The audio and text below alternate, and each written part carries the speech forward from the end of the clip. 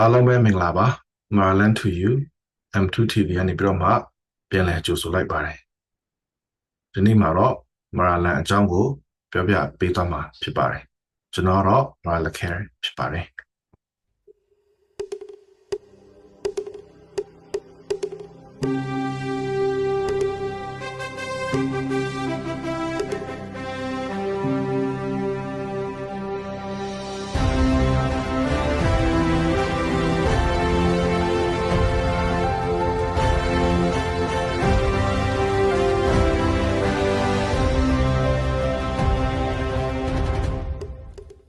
ဒီကနေ့ကမ္ဘာပေါ်မှာသုံးတွေ့နေတဲ့အလံပေါင်း360ရှိပါတယ်ဒီလံတွေဟာခက်ဆင်ဆင်လေးတွေစင်တူယူမလေးတွေလည်းရှိပါတယ်ဒါပေမဲ့အသေးစိတ်တော့မတူကြပါဘူး2021ခုနောက်ပိုင်းမှာပေါ်လာတဲ့မရာအလံအကြောင်းကိုပြောပြပေးမှာဖြစ်ပါတယ်ဒီအလံကိုမရာပြည်သူ့ညီလာခံပထမအကြိမ်တုန်းကအတည်ပြုခဲ့တာဖြစ်ပါတယ်မရာလံဟာအပြာရောင်ပြီးတော့အနီရောင်အဖြူရောင်တို့ကနေပြီးတော့မှအခြေခံထားတာဖြစ်ပါတယ်အလဲဘယ်ဖက်တောင်ပိုင်းမှာအဖြူရောင်ကျယ်လေးကိုလည်းတွေ့မြင်ရမှာဖြစ်ပါတယ်အပြာရောင်ရဲ့အဓိပ္ပာယ်ကတော့မရာမီသည်မိုးကောင်းကင်တည်ရှိနေတဲ့ဒီမြဲနေမှာဖြစ်ပြီးအေးချမ်းခြင်းချစ်ချင်းမြတ်တာ peace and love ကိုလိုလားသည့်လူမျိုးများနေထိုင်ရနေမည်ဖြစ်တယ်လို့ဆိုလိုတာဖြစ်ပါတယ်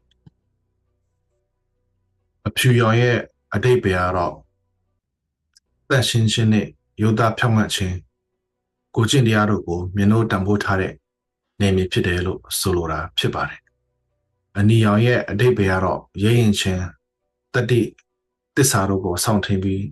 လူမျိုးနှင့်နေမည်အတွက်အသက်ကိုပဓာနမထားဘဲဆွမ်းဆွမ်းတမန်ပါဝင်ကြခြင်းကိုဆိုလိုတာဖြစ်ပါတယ်ကြစ်ချီခတ် cross ကတော့ခရိယန်များနေထိုင်ရာနေမည်ဖြစ်တယ်လို့ဆိုလိုတာဖြစ်ပါတယ်တော့6တောင်ပါတဲ့ကျဲကတော့မရာတောင်ကျော်6ကျော်ကိုကိုစားပြုတာဖြစ်ပါတယ်မိုးကောင်းကင်တရှိနေတဲ့မရာလိုမျိုးဟာတောင်ကျော်6ကျော်အခြေခံပြီးတော့မှစီးလုံးမျိုးစွာနဲ့နေထိုင်သွားကြမယ်လို့အဓိပ္ပာယ်ရတာဖြစ်ပါတယ်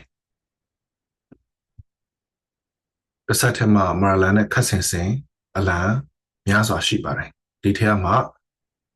ကျွန်တော်3ခုကိုကောက်နှုတ်ထားပါတယ်အဲ့ဒါတွေကတော့နော်ဝေးအလံဆွီဒင်အလံနဲ့အိုက်စလန်နိုင်ငံအလံတို့ပဲဖြစ်ပါတယ်ဒီလံ3ခုကြည့်မယ်ဆိုရင်မရာလန်နဲ့လွန်စွာနီးစပ်တာကိုတွေ့မြင်မှာဖြစ်ပါတယ်အလယ်မှာတွေ့ရတဲ့ဒီ cross တွေကတော့ခရစ်ယာန်နိုင်ငံဖြစ်ခြင်းကိုကိုစားပြုတာဖြစ်ပါတယ်ဒါပေမဲ့ဘေးမှာရှိတဲ့အပြာရောင်အနီရောင်ဒါတွေကတော့သူတို့နေမြေဒေသလိုက်နိုင်ငံရဲ့အရောင်တွေပဲဖြစ်ပါတယ်ဒီနိုင်ငံတွေအလုံးဟာခရစ်ယာန်နိုင်ငံတွေဖြစ်တဲ့အတွက်ကြောင့်မို့လို့အလယ်မှာ cross